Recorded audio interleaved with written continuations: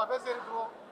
ಆದ್ರೆ ಕೆಲವರು ಹೇಳ್ತಾರಂತದ್ದು ಮತ್ತೇನೋ ಏನು ಪ್ರತ್ಯೇಕ ಸಭೆಗಳು ನಡೆಸ್ತಿದೆಯಾ ಸರ್ಕಾರದ್ದು ಅದು ಇದು ಅಂತ ಕುಸುಗುಸು ಬರ್ತಾ ಇದೆ. ಅದು ಮೂರು ಪಕ್ಷಗಳು ಸೇರಿದ್ದು ಏನ್ ವಿಶೇಷ ನೋಡಿ? ನಿನ್ನೆ ನಮ್ಮ JDS ಶಾಸಕರಾದಂಥ ಶರಣಗೌಡ ಕಂದಾಕೂರ್ ಅವರ ಒಂದು ವಿಧಾನಸೌಧದಲ್ಲಿ ಒಂದು ಪಾರ್ಟಿ ಕೊಡಬೇಕು ನಮ್ಮೆಲ್ಲ ಸ್ನೇಹಿತರಿಗೆ ಅಂತ ಹೇಳಿ ನಿನ್ನೆ ಒಂದು ಪಾರ್ಟಿಯನ್ನು ಕೊಟ್ಟಿದ್ರು ಅಷ್ಟೇ. ಇದರಲ್ಲಿ ಯಾವುದೇ ಬೇರೆ ರಾಜಕೀಯವಾಗಿ ಯಾವುದೂ ಇಲ್ಲ. ಎಲ್ಲ ಪಕ್ಷದವರು ಇದ್ರು, ಕಾಂಗ್ರೆಸ್ ಇದ್ರು, JDS ಇದ್ರು, BJP ಅವರು ಇದ್ರು. ಆದರೆ ಇಲ್ಲಿ ಸ್ವಲ್ಪ ಗುಸುಗುಸು ಆಗಿರೋದು ಅಂತ ಕೇಳ್ತಾ ಇದೆ, ಸುದ್ದಿ ಬಂದಿದೆ ಅಂತ ಹೇಳ್ತಾರೆ. ಇಲ್ಲಿ ಯಾವುದೇ ಸಮಸ್ಯೆ ಇರಲಿಲ್ಲ, ಯಾವುದೇ ಪಕ್ಷದ ಇದಿರಲಿಲ್ಲ. ಅವರು ಪ್ರೀತಿಯಿಂದ ನಮ್ಮೆಲ್ಲ ಪಕ್ಷದ ಶಾಸಕರನ್ನ ಕರೆದು ಒಂದು ಔತಣಕೂಟವನ್ನು ಏರ್ಪಡಿಸಿದ್ರು. ಆ ರ್ಯಾಡಿಸನ್ ಬ್ಲೂ ಅಲ್ಲಿ ಏರ್ಪಡಿಸಿದ್ರು. ಅಷ್ಟು ಬಿಟ್ಟರೆ ಬೇರೆ ಯಾವುದೂ ಅಲ್ಲಿ ಚರ್ಚೆ ಆಗಿಲ್ಲ, ಬೇರೆ ಏನೂ ಆಗಿಲ್ಲ. ಊಟ ಮಾಡಿಬಿಟ್ಟು ಸ್ವಲ್ಪ ತಿಂದುಬಿಟ್ಟು ನಾವೆಲ್ಲರೂ ವಾಪಸ್ ಬಂದಿದ್ದೀವಿ. ಬಿಟ್ಟರೆ ಯಾವುದೇ ಸಮಸ್ಯೆ ಅಲ್ಲಿ ಇದಾಗಿಲ್ಲ. ಅಲ್ಲಿ ಯಾವುದೇ ಗೊಂದಲೂ ಆಗಿಲ್ಲ, ಯಾವುದೇ ಪಕ್ಷದ ಚರ್ಚೆ ಆಗಿಲ್ಲ. ಎಲ್ಲ ಪಕ್ಷದವರು ಒಂದಾಗಿ ಊಟ ಮಾಡಿ ಬಂದು ವಿಜೇಂದ್ರರು ಬಂದಿದ್ರು, ಇಲ್ಲ ಅಂತ ವಿಜೇಂದ್ರ ಬಂದಿದ್ರು, ಸಂತೋಷ್ ಲಾಡು ಬಂದಿದ್ರು, ಇನ್ನು ಎಲ್ಲ ಪಕ್ಷದ MLAಗಳು ಬಂದಿದ್ರು. ಅದರಿಂದ ಔತಣಕೂಟ ನಡೆದಿದೆ. ಬಿಟ್ಟರೆ ಇಲ್ಲಿ ಯಾವುದೇ ಬೇರೆ ಚರ್ಚೆಗಳು ಯಾವುದು ನಡೆದಿಲ್ಲ ಅಂತ ಸ್ಪಷ್ಟವಾಗಿ ನಾನು ಹೇಳ್ತಾ ಇದ್ದೀನಿ. ಈಗ ಈ ಒಂದು ಸಂದರ್ಭದಲ್ಲಿ ಔತಣಕೂಟ ನಡೆಸಿರೋ ಮೊದಲೇ ಗೊಂದಲಗಳಿದೆ. ಆ ನಡುವೆ ಎಲ್ಲರೂ ಒಟ್ಟಿಗೆ ಸೇರ್ಕೊಂಡು ಅವರು ಮೊದಲ ಬಾರಿ ಆಯ್ಕೆಯಾದ ಶಾಸಕರಲ್ಲಿ ಬಹುತೇಕರು ಈಗ ಸರ್ಕಾರದ ಯೋಜನೆಗಳ ಬಗ್ಗೆ ವಿರೋಧ ಮಾಡ್ಕೊಳ್ತಾರೆ, CM ಬಗ್ಗೆ ಅಪಸ್ವರ ಎತ್ತಾ ಇದ್ದಾರೆ. ಏನೋ ಅಂತ ಸಂದರ್ಭದಲ್ಲಿ ಇವೆಲ್ಲ ಒಟ್ಟಾಗಿ ಊಟ ಮಾಡ್ತಿರೋದು ಬೇರೆ ಸಂದೇಶ ಹೋಗುತ್ತಲ್ಲ ಸರ್? ನೋಡಿ, ಗೊಂದಲಗಳು ನೂರಾರು ಇರ್ಬೋದು. ಆದರೆ ಶಾಸಕರಾಗಿ ಇಲ್ಲಿ ಬಂದಾಗ ನಾವು ಒಂದು ವಾರಗಟ್ಟಲೆ ಇಲ್ಲೇ ಇದ್ದಂಥ ಸಂದರ್ಭದಲ್ಲಿ ನಮ್ಮ ಸ್ನೇಹಿತರುಗಳು ಪಾರ್ಟಿ ಕೊಟ್ಟಾಗ ಅಥವಾ ಒಂದು ಊಟ ಹಾಕಿಸಿದಾಗ ನಾವು ಬೇಡ ಅನ್ನೋಕ್ಕಾಗೋದಲ್ಲ, ಎಲ್ಲ ಬಂದು ಔತಣಕೂಟದಲ್ಲಿ ಭಾಗವಹಿಸಿದ್ವಿ. ನಾಳೆ ಮಧು ಬಂಗಾರಪ್ಪನವ್ರದ್ದು ಒಂದು ಔತಣಕೂಟ ಇದೆ ಅಂತ ಹೇಳಿದ್ರು, ಕರೆದ್ರು. ಈಗ ನಾಳೆ ನಮ್ದು ಔತಣಕೂಟ ಇದೆ ಬರ್ಬೇಕಂತ ಕರೆದಿದ್ದಾರೆ. ಈಗ ಅದೊಂದು ಚರ್ಚೆ ಆಗುತ್ತಾ? ಅವೆಲ್ಲ ಅಲ್ಲ, ಚರ್ಚೆ ಅಲ್ಲ ಅದು. ಯಾಕಂದರೆ ಇಲ್ಲಿ ಯಾವುದೇ ಗೊಂದಲ ಇಲ್ಲ. ಸ್ಪಷ್ಟವಾಗಿ ಹೇಳ್ತಾ ಇದ್ದಾರೆ ಸ್ನೇಹಿತರೆ, ಇಲ್ಲಿ ಯಾವುದೇ ಗೊಂದಲ ಆಗಿರಲಿಲ್ಲ, ಯಾವುದೇ ಚರ್ಚೆ ಆಗಿಲ್ಲ. ಕೇವಲ ಶರಣಗೌಡ ಅವರು ಏನು ಪಾರ್ಟಿ ಕೊಟ್ಟಿದ್ರು, ಒಂದು ಔತಣಕೂಟ ಕೊಟ್ಟಿದ್ರು, ಅಷ್ಟು ಬಿಟ್ಟರೆ ಬೇರೆ ಯಾವುದು ಚರ್ಚೆ ಆಗಿಲ್ಲ. ಅಲ್ಲಿ ಹಿಂದೆಲ್ಲ ಲಿಂಗಾಯತರು ಸಪರೇಟ್ ಮೀಟಿಂಗ್ ಮಾಡ್ತಾ ಇದ್ರು, OBCಗಳು ಮೀಟಿಂಗ್ ಮಾಡ್ತಾ ಇದ್ರು, SC/STಗಳು ಮೀಟಿಂಗ್ ಮಾಡ್ತಾ ಇದ್ರು, ಊಟ ಕೊಡ್ತಾ ಇದ್ರು. ಆ ಸಂದರ್ಭದಲ್ಲಿ ಪೊಲಿಟಿಕಲ್ ಆಗಿ ಅಧಿಕಾರ ಹಂಚಿಕೆ ವಿತರಣೆ ಬಹಳ ಚರ್ಚೆ ಬಂದಿತ್ತು. ಈಗ ಮತ್ತೆ ತುಂಬಾ ದಿನ ಆದ ನಂತರ ಮತ್ತೆ ಶುರುವಾಗಿದೆ. ಈಗ ಇದೆಲ್ಲ ಯಾವ್ದು ನೋಡಿ, ಒಂದೇ ಪಕ್ಷದ ಕಾಂಗ್ರೆಸ್ ಪಕ್ಷದ ಒಬ್ಬರೇ ನಾವೇ ಮಾತ್ರ ಅವತ್ತು ಔತಣಕೂಟ ಮಾಡಿ ಪಾರ್ಟಿ ಮಾಡಿದ್ರೆ ಇದು ನೀವು ಹೇಳ್ಬೋದು ಏನೋ ನಡೀತದೆ, ಇಲ್ಲಿ ಏನೋ ಗೊಂದಲ ಇದೆ, ಏನೋ ಚರ್ಚೆ ನಡೀತದೆ ಅಂತ ನೀವು ಹೇಳ್ಬೋದು. ಬಿಟ್ರೆ ಎಲ್ಲಾ ಪಕ್ಷದವರು ಸೇರ್ಕೊಂಡಾಗ ಎಂತ ಚರ್ಚೆ ಇರುತ್ತೆ? ಯಾವ ಇದು ಚರ್ಚೆನೂ ಆಗಿಲ್ಲ, ಏನೂ ಆಗಿಲ್ಲ. ಔತಣಕೂಟದಲ್ಲಿ ಭಾಗವಹಿಸಿ ಅವರವರು ಊಟ ಮಾಡಿ ತಮ್ಮ ಸ್ಥಾನಕ್ಕೆ ಹೋಗಿದ್ದಾರೆ. ಅಷ್ಟು ಬಿಟ್ರೆ ಬೇರೆ ಏನು ಇಲ್ಲ.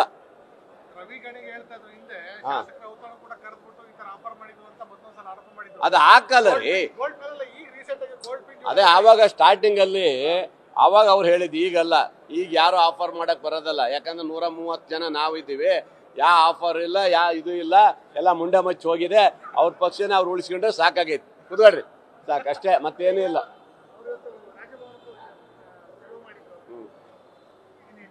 ಯಾವ ಉದ್ದೇಶಕ್ಕಾಗಿ ನೀವು ರಾಜ್ಯಭವನಕ್ಕೆ ಹೋಗ್ತೀರಿ? ಗ್ಯಾರಂಟಿ ಅನುಷ್ಠಾನ ತರುವಂಥದ್ದು ನಮ್ಮ ಪಕ್ಷದ ಇದು. ಅವ್ರು ವಿರೋಧ ಮಾಡಿದವರು ಅವರಿಗೆ ಅಧಿಕಾರ ಕೊಡಕ್ಕೆ ಬರೋದಲ್ಲ. ನಮ್ಮ ಪಕ್ಷದಲ್ಲ ಆದ್ರೆ ಅವರು ಅಲ್ಲಿ ಹೋಗ್ಬಿಟ್ಟು, ಗ್ರಾಮಕ್ಕೆ ಹೋಗ್ಬಿಟ್ಟು, ಪಂಚಾಯತ್ಗೆ ಹೋಗ್ಬಿಟ್ಟು, ತಾಲೂಕು ಲೆವೆಲಲ್ಲಿ ಯಾರ್ಯಾರ್ದು ಪಟ್ಟಿ ಬಿಡುಗಡೆ ಆಗಿದೆ ಆ ಪಟ್ಟಿ ಬಿಡುಗಡೆ ಆದವ್ರನ್ನ ಆಯ್ಕೆ ಮಾಡ್ಕೊಳ್ಳೋ ಕೆಲಸಕ್ಕೆ ನಾವು ಕೊಟ್ಟಿರೋದು. ಕೇವಲ ಸುಮ್ಮನೆ ಕೂರಕ್ಕೆ ಅವ್ರಿಗೆ ಅಧಿಕಾರ ಕೊಟ್ಟಿಲ್ಲ. ಅದೇ BJP ಅವರು ವಿರೋಧ ಮಾಡಿದವರು ಅವ್ರಿಗೆ ಅಧ್ಯಕ್ಷರು ಮಾಡಿದ್ರೆ ಅವ್ರು ನಮ್ಮ ಆ ಬಡವರಿಗೆ ಹಕ್ಕು ಕೊಡ್ತಾರಾ? ವಿರೋಧ ಮಾಡಿದವ್ರಿಗೆ ಕೊಡಕ್ಕಾಗುತ್ತ ಅದು? ಅದರಿಂದ ಇದು ಯಾವುದು ಬರ್ಲಿಕ್ಕೆ ಸಾಧ್ಯ ಇಲ್ಲ. ಯಾಕಂದ್ರೆ ಸರ್ಕಾರದ ಇದರಲ್ಲಿ ಒಂದು ಸ್ವಲ್ಪ ದುಡ್ಡಿಗೆ ಹೋಗ್ಬೋದು, ಒಂದು 10-12 ಕೋಟಿ ವರ್ಷಕ್ಕೆ ಹೋಗುತ್ತೆ ಅಂತ ಹೇಳಿದ್ದಾರೆ. ಆದ್ರೆ ಇದು ಯಾಕಂತ ಹೇಳಿದ್ರೆ ಜನರು ಮುಟ್ಟಬೇಕಲ್ಲ. ಪಾಪ ಕೆಲವು ಹೆಣ್ಮಕ್ಳಿಗೆ ಅವ್ರಿಗೆ ಅಕ್ಷರ ಗೊತ್ತಿರಲ್ಲ. ಪಾಪ ಅವ್ರಿಗೆ ಏನು ಅರ್ಜಿ ಹಾಕ್ಬೇಕನ್ನೋ ಗೊತ್ತಿರಲ್ಲ. ಅವರಿಗೆ ಇವತ್ತು ದುಡ್ಡು ಬರದೇ ಇರ್ಬೋದು, ಕರೆಂಟ್ ಬಿಲ್ ಬರದೇ ಇರ್ಬೋದು. ಅದೆಲ್ಲ ಪ್ರಾಬ್ಲಮ್ ಆಗಿರೋದ್ರಿಂದ ನಮ್ಮ ಸದಸ್ಯರುಗಳು ಆ ವ್ಯಾಪ್ತಿಯಲ್ಲಿ ಒಂದೊಂದು ಪಂಚಾಯತ್ಗೆ ಒಂದೊಂದಿಷ್ಟು ಜನ ಹಂಚ್ಕೊಂಡು ಅವರವರ ಮನೆಗೆ ಹೋಗಿ ಅಲ್ಲಿ ಅವರಿಗೆ ಕೊಡಂಗೆ ವ್ಯವಸ್ಥೆ ಮಾಡೋದು ನಾವು ಮಾಡಿದ್ದೀವಿ. ಮತ್ತೇನಂತೆ? ಸರ್ಕಾರದ ಹಣವನ್ನು ಯಾಕೆ ಕೊಡ್ತೀರಿ? ಒಳ್ಳೆ ಕತೆ ನೋಡಿ. ಸರ್ಕಾರದ ಹಣವನ್ನ ಕಾಂಗ್ರೆಸ್ ಪಕ್ಷಕ್ಕೆ ನಾವ್ಯಾಕೆ ಅಲ್ಲರೇ ಅಧಿಕಾರ ನಮ್ದು ಇರ್ಬೇಕಾದ್ರೆ ಯಾಕೆ ಕಾಂಗ್ರೆಸ್ ಪಕ್ಷಕ್ಕೆ ಕೊಡಬೇಕು, ಏನಕ್ಕೆ ಕೊಡಬೇಕು? ಹಂಗಾದ್ರೆ ಒಂದು ಕೆಲಸ ಮಾಡಿ, ನೀವು ಈಗ ಗೌರ್ಮೆಂಟ್ PAಗಳು ತಗೊಂಡಿದ್ದೀರಿ, ಪ್ರೈವೇಟ್ PA ತಗೊಂಡಿದ್ದೀರ, ಅದಕ್ಕೆ ಸಂಬಳ ಕೊಡ್ತಿದ್ರಲ್ಲ, ಯಾಕೆ ಕೊಟ್ಟಿದ್ದೀರಿ ನೀವು? ಯಾಕೆ ತಗೊಂಡಿದ್ದೀರ? ಅವ್ರನ್ನ ಬಿಡಕ್ಕೆ ಹೇಳಿ ಅವ್ರನ್ನ.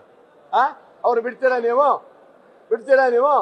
ಕೆಲವರು ನಿಮ್ಮ ಪತ್ರಕರ್ತರನ್ನು ತಗೊಂಡಿದ್ದಾರೆ, ಅವ್ರನ್ನೆಲ್ಲ ಬಿಡಕ್ಕೆ ಹೇಳಿ. ಅವ್ರಿಗೆ ಯಾಕೆ ಸಂಬಳ ಕೊಡ್ತಾ ಇದ್ದೀರಿ? ಹೌದಾ? ಅದು ಕೊಡಕ್ಕೆ ಹಕ್ಕಿದ್ಯಾ? ಸರ್ಕಾರ ದುಡ್ಡು ಇಲ್ಲಿ ಪೋಲಾಗಿಲ್ವಾ? ಅದು ಯಾರು ಕೇಳೋದಲ್ಲ. ಇದು ಕೊಟ್ಟಿದ್ದು ಮಾತ್ರ ಹೇಳ್ತಾರೆ. ನಮ್ಮ ಅಧಿಕಾರ ದುರುಪಯೋಗ ಅಲ್ಲ ಇದು. ಬಡವನ ಮನೆಗೆ ಹೋಗಿ ಆ ಸರ್ಕಾರದ ಏನಿದೆ ಗ್ಯಾರಂಟಿ ಅವನ ಮನೆ ಮುಟ್ಟಬೇಕನ್ನೋ ಉದ್ದೇಶಕ್ಕೆ ನಾವು ಮಾಡಿದ್ದೀವಿ. ಇದು ಯಾವ ಕಾರಣಕ್ಕೂ ನಾವು ತೆಗಿಯೋ ಪ್ರಶ್ನೆ ಇಲ್ಲ.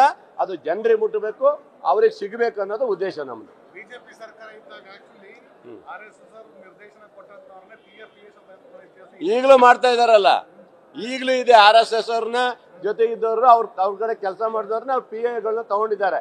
ಅದಕ್ಕೆ ನಾವು ಅಬ್ಜೆಕ್ಷನ್ ಮಾಡಲ್ಲ ಅಲ್ವಾ? ಈ ಪ್ರೈವೇಟ್ PAಗಳು ತಗೊಂಡಿದಾರಲ್ಲ, ಸರ್ಕಾರ ದುಡ್ಡು ಕೊಡ್ತಾ ಇದೆಯಲ್ವಾ, ಅದೇ ಹೆಂಗ್ ಕೊಡಕ್ಕಾಗತ್ತೆ?